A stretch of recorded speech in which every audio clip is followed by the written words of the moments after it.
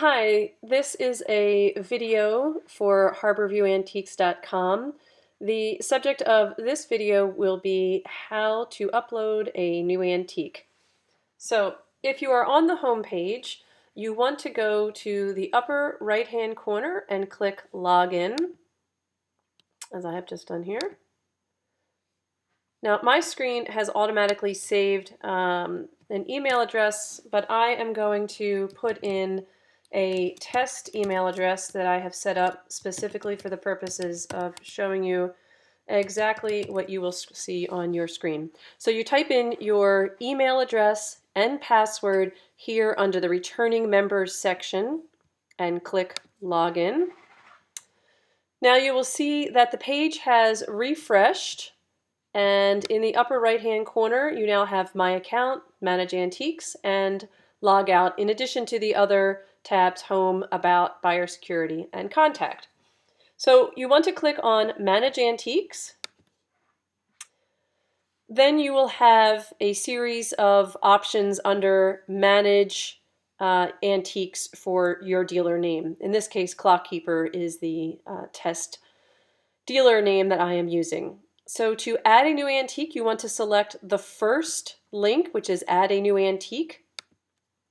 And this will pull up a form. This is called the Item Information Form. This is the form that you will see every time when you are uploading an antique.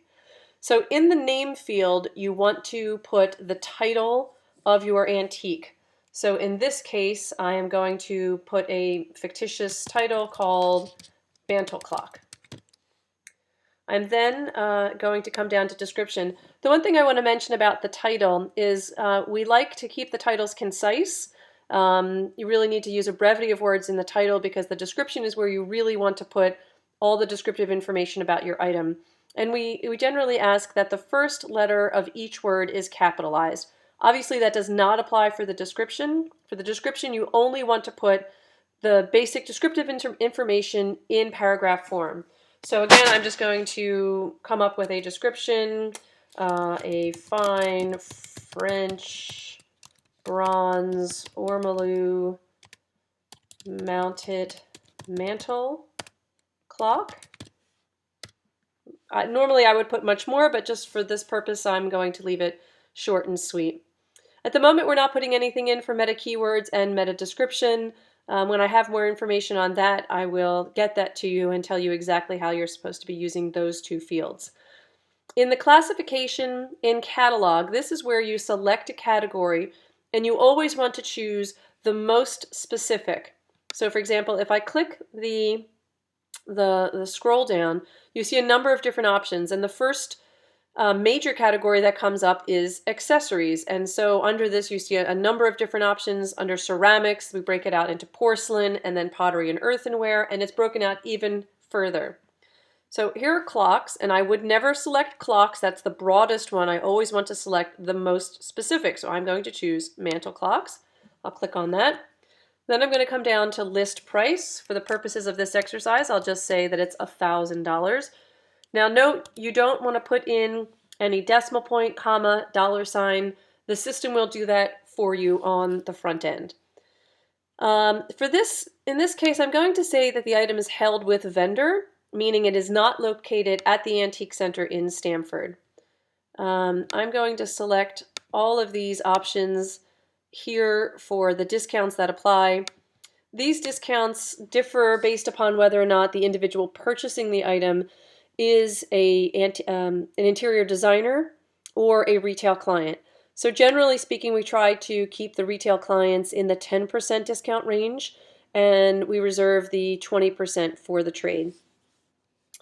Let's see, moving down, the availability is going to default to for sale. Obviously you're uploading a new item, and so it should be for sale.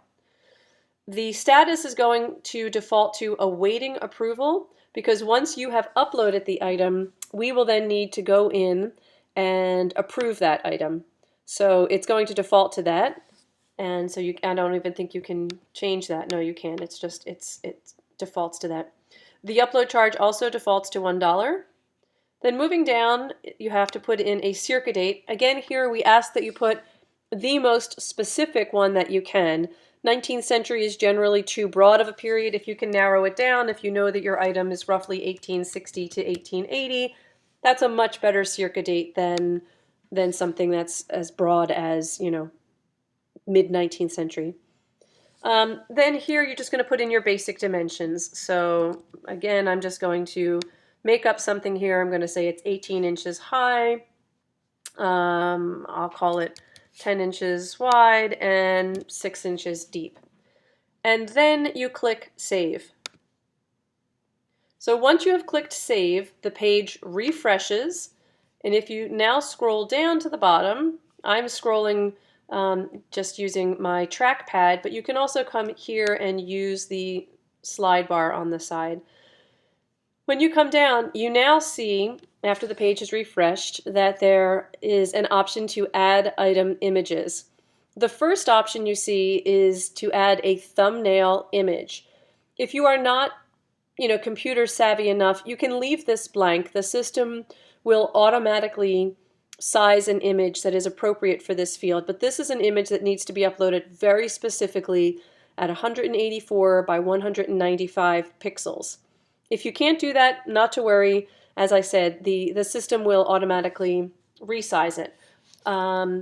So to upload the basic images associated with your item, under Add an Image, which is the second option, you click the purple Upload button, and then now it pulls up a window, and you have to direct the system to where your images live. So here in my case, if I go to Documents, I'm not sure where I have an item where I can upload. Let's see what photos we have in here. Okay. I'm going to upload a picture of this frog. So what I did is I went here on my computer. When the window popped up, I went to the folder where my photos are living. And in this case, I went to my Dropbox folder, clicked on Photos, Sample Album, and I found this picture of the frog. For you, it's going to be very specific. It's wherever your photos live in your computer. I can't tell you where that is. It's whatever system you have devised. But once you've gotten that, you then click Open or Select. I'm working on a Mac for the purposes of this video, so in my case, I click Open. And you will see very quickly there that the system uploaded the item.